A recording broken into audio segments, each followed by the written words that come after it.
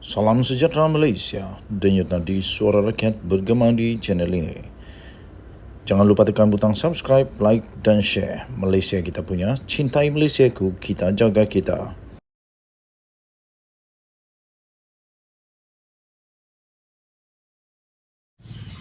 Salam sejahtera Malaysia, denyut nadi suara rakyat bergema di channel ini. Dari sahbudin.com.net sekali lagi. Selepas PRN berakhir, kemana proklamasi Melayu? Kemana proklamasi Melayu yang diheboh-hebohkan oleh Mahathir dulu itu? Selepas PRN berakhir. 21 Ogos 2023.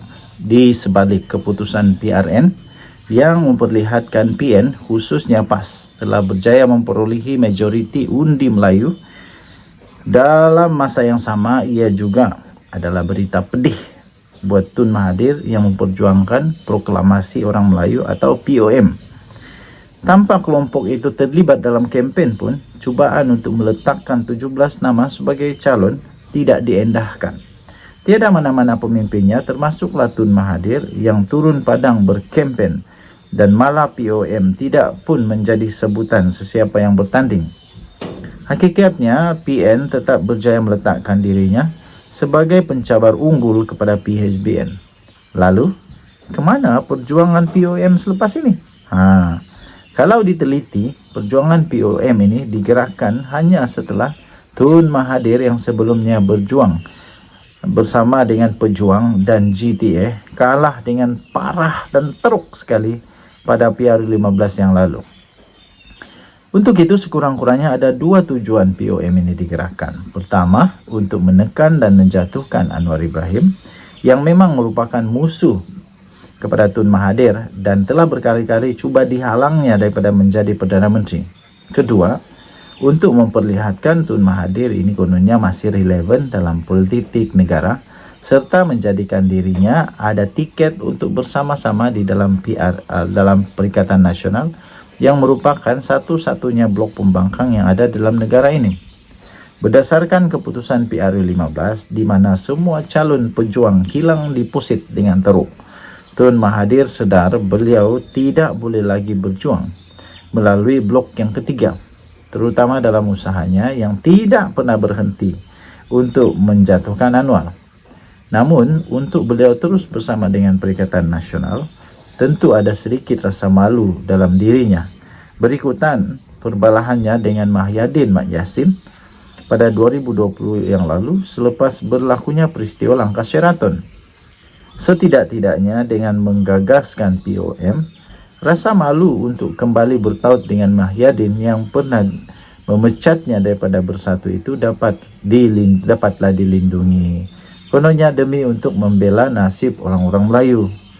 Itulah yang terjadi di mana setelah sedikit sebanyak menggerakkan POM dengan pelbagai aktiviti, Tun Mahathir akhirnya membuka mulut dan menyatakan sedia bekerjasama dengan Mahyadin.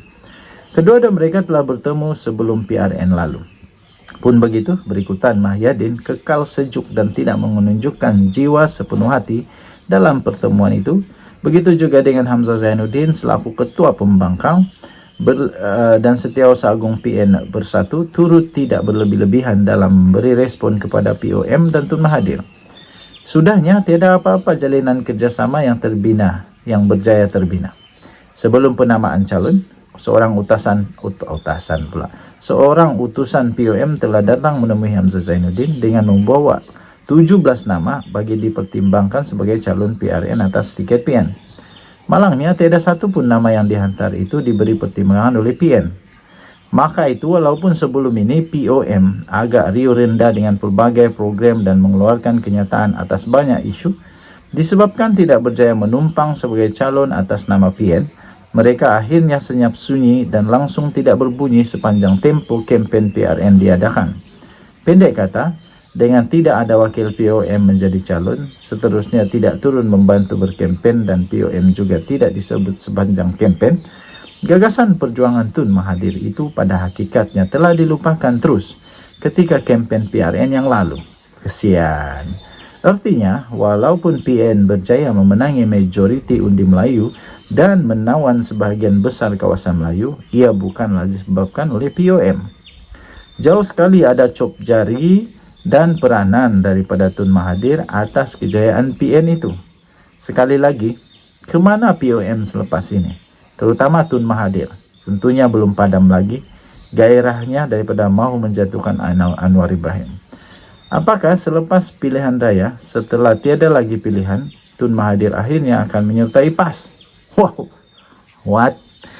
Ditulis oleh Sahabudin Husin, 21 Ogos 2023. Adakah Mahathir akan sertai PAS? Kita jumpa lagi. Bye-bye. Salam sejahtera Malaysia. Selamat pagi tuan-tuan dan puan-puan yang dihormati sekalian. Denyut nadi suara rakyat bergema di channel ini. Daripada sahabudin.com.net 22 Ogos 2023. Tidak mungkin ada ahli parlimen BN berani meletak jawatan. Adakah yang berani? Entah sudah kali yang keberapa, kini sekali lagi muncul kononnya perkabaran. Kononnya ada sejumlah ahli parlimen BN akan meletakkan jawatan dengan tujuan untuk menjatuhkan kerajaan perpaduan. Kali ini dikatakan, kononnya ada seramai 7 ahli parlimen BN akan berbuat demikian. Diberitakan mereka akan meletakkan jawatan bagi membolehkan pilihan raya kecil diadakan. Dan selepas ahli-ahli parlimen berkenaan menang semula, mereka akan segera bekerjasama dengan PN untuk menggerakkan pertukaran kerajaan.